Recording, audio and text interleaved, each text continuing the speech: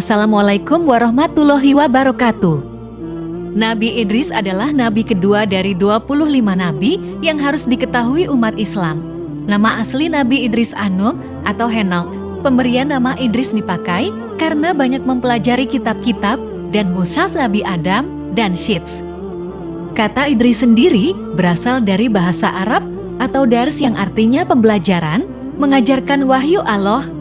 Kaum Nabi Idris merupakan kaum Bani Qabil. Kaum tersebut merupakan keturunan Qabil yang tak menyembah Allah karena mereka menyembah api. Dalam perjalanan dakwahnya, Nabi Idris senantiasa mengalami berbagai rintangan. Beliau sering mendapatkan celaan dan ejekan. Namun kesabarannya itu senantiasa membuatnya selalu berada dalam rahmat Allah Subhanahu wa Ta'ala. Disebutkan bahwa dalam seminggu Nabi Idris berdakwah 3 hari dan 4 harinya beliau beribadah kepada Allah Subhanahu wa Ta'ala. Beliau diutus oleh Allah untuk berdakwah ke wilayah Babilonia. Namun, di beberapa riwayat disebutkan bahwa Nabi Idris diutus berdakwah ke Mesir. Sebagai nabi, tentu saja Nabi Idris juga pernah mendapatkan mukjizat khusus dari Allah. Tidak hanya 1 kali, Nabi Idris mendapatkan beberapa mukjizat. Berikut ini daftar mukjizat Nabi Idris alaihi salam. Menerima 30 suhuf. Disebutkan bahwa Nabi Idris menerima 30 lembar suhuf. Suhuf sendiri merupakan lembaran atau gulungan kertas yang berisi wahyu dari Allah. Secara khusus, Allah memerintahkan suhuf tersebut untuk disampaikan kepada umat-umat yang ingkar dan durhaka. Disebutkan dalam sebuah riwayat, ada 4 nabi yang menerima suhuf. Hadits ini berasal dari Abu Dzar radhiyallahu anhu. Dia bertanya kepada Rasulullah berapa jumlah kitab yang telah Allah turunkan.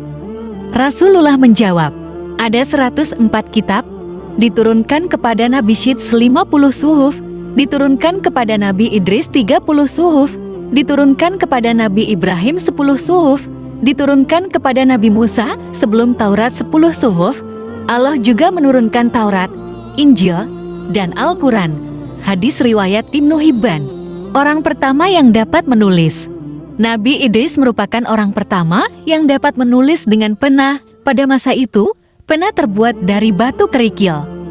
Hadis riwayat Ahmad juga menerangkan hal tersebut sebagai berikut. Idris adalah nabi yang menulis dengannya. Siapa yang mengikuti jejak tulisannya, maka demikian itulah tulisannya. Seorang ahli arsitektur kota dan pemikir astrologi pertama di dunia. Tidak hanya pandai menulis dan membaca, mukjizat Nabi Idris lainnya ialah mendapatkan kelebihan tentang ilmu falak perbintangan atau astrologi. Nabi Idris juga selalu mengkaji fenomena alam yang merupakan bentuk atau tanda kebesaran Allah. Tidak hanya itu, beliau juga dikenal sebagai orang pertama yang mengetahui tentang rencana pembangunan kota hingga peradaban ilmu politik.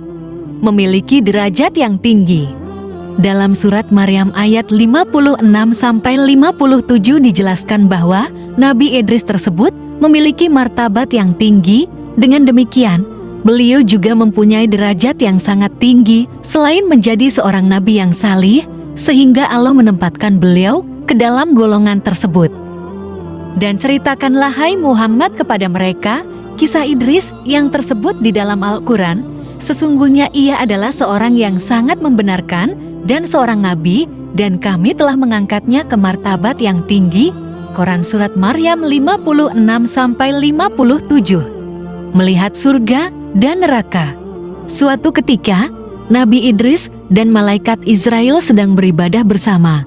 Kemudian Nabi Idris mengajukan permintaan unik kepada malaikat Israel. Nabi Idris bertanya, apakah kau bisa membawaku melihat indahnya surga dan dahsyatnya api neraka? Wahai malaikat Israel.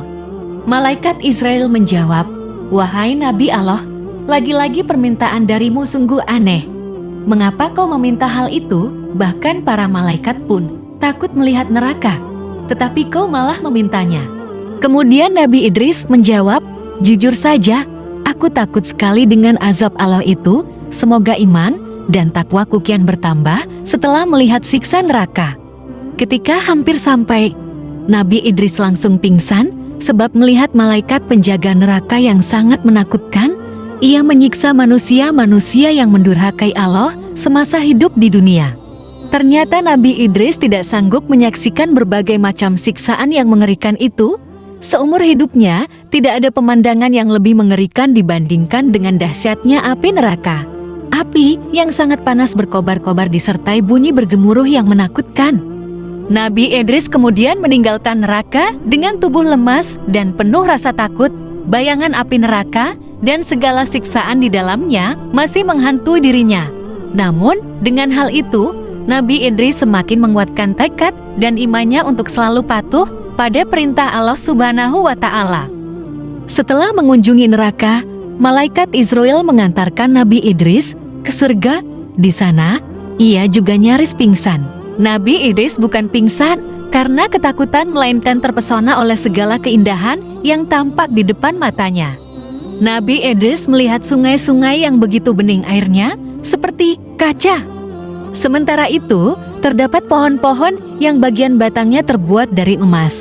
Juga melihat-lihat istana yang disediakan untuk para penghuni surga. Sepanjang mata memandang Nabi Idris, menemui begitu banyak pohon yang menghasilkan buah-buahan yang segar, ranum, dan harum.